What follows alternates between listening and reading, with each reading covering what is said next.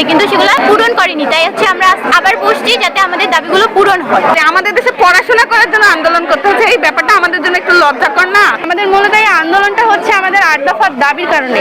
আমাদের এই 8 দফা দাবি মেনে নিলে আজকে আমরা পরীক্ষায় বসতে পারতাম। আমরা আবারও আজকে আমাদের ফাইনাল পরীক্ষা ছিল, তো ফাইনাল পরীক্ষা আমরা বর্জন করেছি, কারণ ওরা আমাদের আশ্বাস দিয়েছিল কিন্তু প্রজ্ঞাপন জারি করেনি।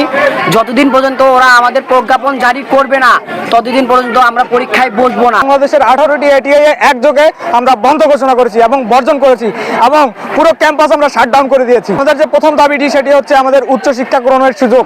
স্বতন্ত্র কৃষি বিশ্ববিদ্যালয় বা বিশ্ববিদ্যালয়ের স্বতন্ত্র অনুষদে আমাদের উচ্চশিক্ষা গ্রহণের সুযোগ করে দিতে হবে। আমাদের 2 নম্বর যে দাবিটি সেটি হচ্ছে উপসহকারী কৃষি কর্মকর্তাকে 2য় শ্রেণীর গেজেট হিসেবে প্রজ্ঞাপন দিতে হবে। 3 নম্বর যে দাবিটি কৃষি ডিপ্লোমা শিক্ষার্থীদের শিক্ষার মান উন্নয়ন এবং শিক্ষক সংকট দূরীকরণ করতে হবে। ডিপ্লোমা শিক্ষাকে কৃষি সম্প্রসারণের অধীনস্থ থেকে বের করে কৃষি মন্ত্রণালয়ের আলাদা প্রতিষ্ঠান হিসেবে ঘোষণা দিতে হবে।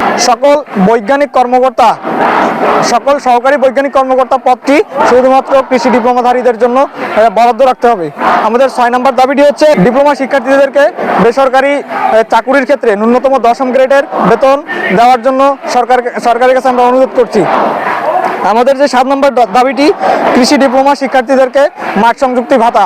আপনারা সবাই জানেন অন্যান্য ডিপ্লোমা যারা করে তারা সবাই মাঠ সংযুক্তি ভাতা পায়, কিন্তু কৃষি ডিপ্লোমা শিক্ষার্থীরা মাঠ সংযুক্তি ভাতা পায় না। আমরা সরকারের কাছে জোর দাবি জানাচ্ছি এবং পরিশেষে আমাদের যে সর্বশেষ দাবি সেটা হচ্ছে উপসহকারী কৃষি কর্মকর্তাকে যখন প্রবেশ করে তখন 2 মাসের ফাউন্ডেশন ট্রেনিংয়ের ব্যবস্থা করা। আমাদের দাবিতে উল্লেখ আছে যারা উপসহকারীতে যুক্ত হবে তাদেরকে 6 মাসের ফাউন্ডেশন ট্রেনিংয়ের ব্যবস্থা করা। এই